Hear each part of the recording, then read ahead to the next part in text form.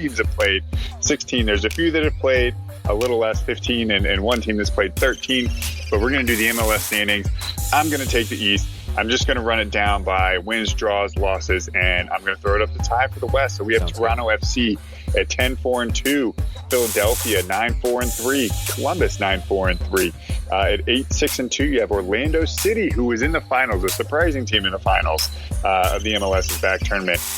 New York City FC is going to be 8-2-6. Then we have New England 5-7-4, New York Red Bulls 6-2-8. Then we have the Montreal Impact 6-2-8 as well. Then we have a 5-3-8 team, the Atlanta United. Then we have Nashville at 4-6-5, Chicago 4-4-8. Inter Miami is 4-2-10. They have 10 draws. That's quite a bit. They're the only double-digit team. Losses. That's 10 losses. They have 10 losses. I apologize. 10 losses. They're the only team with double-digit losses. Then we come over to Cincinnati, Mr. Ty's darling team in the MLS is back tournament. Cincinnati, 3-4-9, and then moving into last place, the DC United at 2-5-9. Ty, give me the West. I don't know what's happening to my adopted team right now, but Cincy, you're letting me down for real. 3-9 or 3-4-9. Come on. All right. Anyway, Seattle Sounders. Looking good. They're hanging at the top of the West. They have 9 wins, 3 tosses to go with their 3 losses. And the Portland Timbers, the defending champs, have 8 wins, 3 ties, and 4 losses. And Sporting Kansas City, looking okay at 3rd place. 8-2-5 is their record. And 6-5-5 goes to the brand spanking new Minnesota United FC. So this is going to be their first real season, along with Cincinnati. So interesting to see how these two teams are shaken out. So I guess really that means for any franchise club, do they do well or do they do poorly? It's not necessarily like the Vegas Golden Knights situation where they're just going to dominate. Looking at Los Angeles Football Club, 6-3-6 for their record. At 6th place, FC Dallas, 5-6-4. 5-6-5 going to San Jose Earthquakes, and 5-4-4 going to really my favorite team, Colorado Rapids. But what's up with the 13 games played? I'd have to look into that. I'm not sure if there was any kind of COVID situation or travel restrictions or what. Not totally sure on that one. But Houston Dynamo is sitting outside the bubble of the top 8. Their 9 spot is good for 4 wins, 7 ties, and 5 losses. Real Salt Lake looking at 4-6-6, 5 wins for the Vancouver Whitecaps, but no draws. Only 11 losses, though. Well, that's it. Only 11. LA Galaxy, 4 wins, 3 draws, 8 losses. I kept calling them ties, and I know that's, purists maybe just call it a draw, but I'm fine with either. It's actually listed on the MLSsoccer.com website. According to MLS Major League Soccer.com, it's a tie.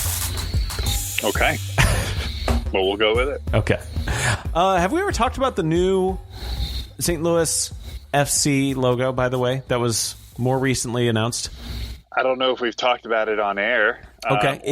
I think it is cool. Charlotte FC is out. It's a blue crown. And then the STL City looks fantastic as well. It's a take on the River City. 3 lines making up an arch, and then the Missouri and Mississippi. It's pretty cool. I dig it. I like all the new logos, including Austin. I love the logo. Yeah. I love the announcement. I mean, St. Louis is a super strong soccer city. Oh, yeah.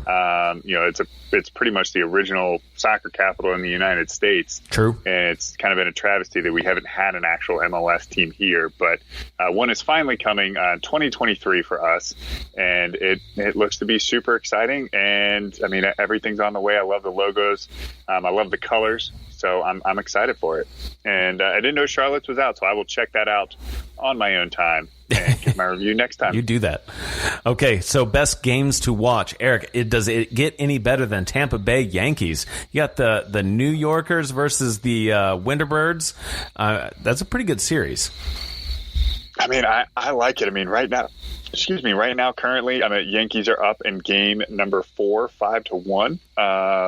It looks like towards the end of that game, so it looks like the Yankees may tie this up and take it to a game 5. But there have just been home runs and home runs and home runs with Stanton and Judge and Arozarena. I mean, it has just been, mashing the ball for these two lineups. So it's definitely been super exciting, and neither team can be counted out. But yes, that is a super fun series.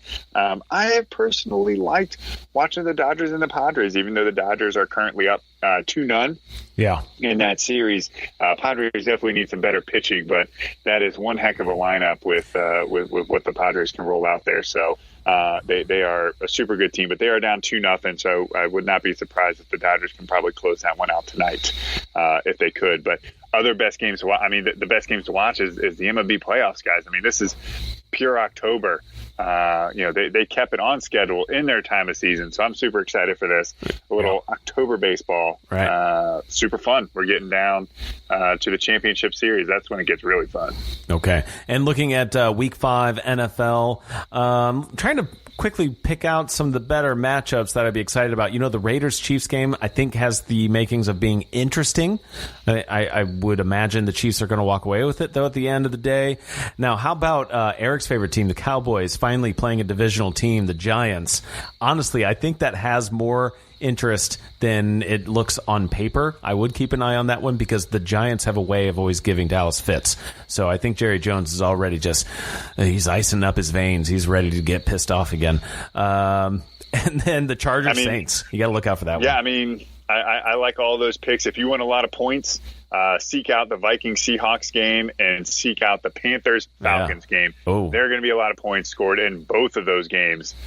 So if you want some offensive football, go check out those two. All right. Well, anything else, Eric? I think that's our show right there. That was a good one. That's what I got. Yeah. Keeping it average, guys. Yeah. Thanks for the bugs in the background too. Just where are you right now? You're out in the woods and you're like. I am in the woods. You're off the grid, but small little town off the grid in Buffalo, Missouri. But we do get internet out here. You do get the internet. All right, good. We do get the internet. Well, keep a roof over your head. Stay warm out there. Will do, man. And thank you guys for tuning in. Join us on the next episode. Of course, we'll be talking about more NFL, and if there's anything else sports news worthy, we're going to talk about it in the next episode of Average Sports, the Average Guys. Thanks for tuning in to Average Sports with Average Guys. Don't forget to like, subscribe, share, tell your friends, and we'll see y'all next time.